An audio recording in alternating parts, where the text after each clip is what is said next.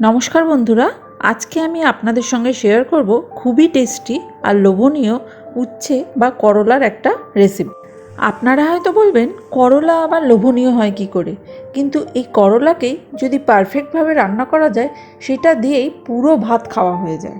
আর যারা করলা খেতে ভালোবাসে না তাদেরও এটা খুবই প্রিয় খাবার হয়ে যাবে। তাহলে চলুন আর দেরি না করে রেসিপিটা শুরু করা যাক। আজকের এই রেসিপির জন্য আমি এখানে 150 গ্রাম মতো করলা নিয়েছি আর ঠিক এইভাবে কেটে নিয়েছি। এখন আমি কড়াতে খানিকটা সর্ষের তেল গরম করে নিলাম। এবারে এই তেলের মধ্যে নুন হলুদ মাখানো 4-5টা চিংড়ি মাছ ফ্রাই করে নেব। কারণ কি 150 গ্রাম করলার জন্য 4-5টা চিংড়ি মাছই এখানে যথেষ্ট। তবে এখানে চিংড়ি মাছটাকে খুব হালকা করে ফ্রাই করতে হবে, লাল লাল করে ফ্রাই করলে কিন্তু হবে না। তাই কয়েক সেকেন্ড চিংড়ি মাছগুলোকে তেলের মধ্যে একটু এপাশ ওপাশ করে তুলে নিলাম। চিংড়ি মাছ ভাজার এক্সেস তেলের মধ্যে আমি দিয়ে দিলাম 3 কোয়া রসুন। রসুনগুলোকে আমি একটু থেতো করে নিয়েছিলাম।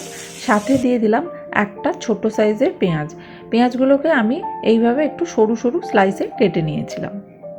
এখন রসুন আর পেঁয়াজটাকে তেলের মধ্যে কয়েক সেকেন্ড একটু ফ্রাই করে নেব। এখন দেখুন পেঁয়াজের কালারটা হালকা চেঞ্জ হয়ে গেছে। এবারে আমি কেটে রাখা উচ্ছে বা করলাটা এই তেলের মধ্যে দিয়ে দিচ্ছি। সাথে দিয়ে দিলাম কেটে রাখা আলু। এবারে এর মধ্যে দিয়ে দিচ্ছি সামান্য একটু নুন। গ্যাসের ফ্লেমটাকে মিডিয়াম টু হাইতে রেখে এবারে উচ্ছে আর আলুটাকে ভেজে নেব। খেয়াল রাখবেন যে উচ্ছে ভাজার সময় যাতে স্তূপাকৃতি না হয়ে যায়, একটু চাড়িয়ে চাড়িয়ে ঠিক আমি যেভাবে ভাজছি এইভাবে ভাজতে পারেন।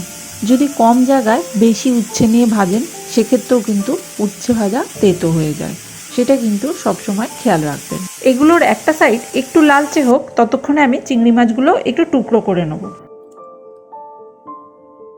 এবারে খুব সামান্য একটু হলুদ দিয়ে দিলাম। উচ্ছে ভাজায় কিন্তু আবার খুব বেশি হলুদ দিলেও ভালো লাগে না। এখন চিংড়ি মাছগুলোকে এর মধ্যে দিয়ে দিচ্ছি। গ্যাসের ফ্লেমটাকে মিডিয়াম টু হাইতে রেখে এবারে উচ্ছে আর আলুটাকে ভেজে নেব। এই চিংড়ি মাছটা দেওয়ার ফলে উচ্ছে ভাজাটা কিন্তু আরও অনেক বেশি টেস্টি হয়ে যাবে।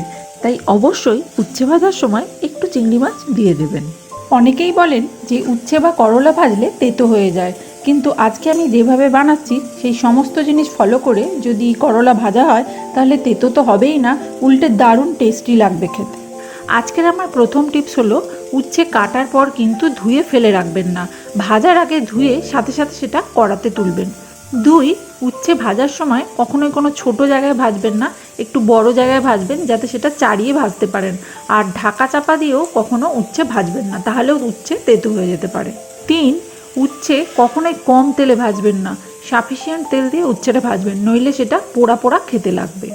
আমি এখানে যে কথাগুলো বলছি সেগুলো কিন্তু খুবই গুরুত্বপূর্ণ, আর এই টিপসগুলো ফলো করে যদি আপনি করলা বা উচ্ছে ভাজেন তাহলে কিন্তু সেটা কখনোই তেতো হবে না, সেটা কিন্তু অনেক বেশি টেস্টি হবে।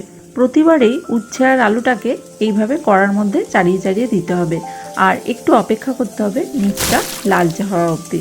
নিচটা যখন হালকা লালচে লালচে হয়ে আসবে আবার এটাকে উল্টে সেম একইভাবে চাড়িয়ে চাড়িয়ে দিতে হবে।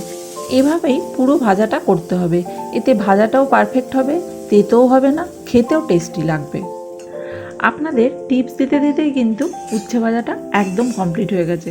বুঝতেই পারলেন যে এটা রান্না করতেও কিন্তু খুব বেশি সময় লাগে না, খুব তাড়াতাড়ি হয়ে যায়। এবার এটা গরম গরম ভাতের সাথে সার্ভ করব। সমস্ত টিপস ফলো করে অবশ্যই একবার এইভাবে রেসিপিটা বাড়িতে ট্রাই করে দেখবেন।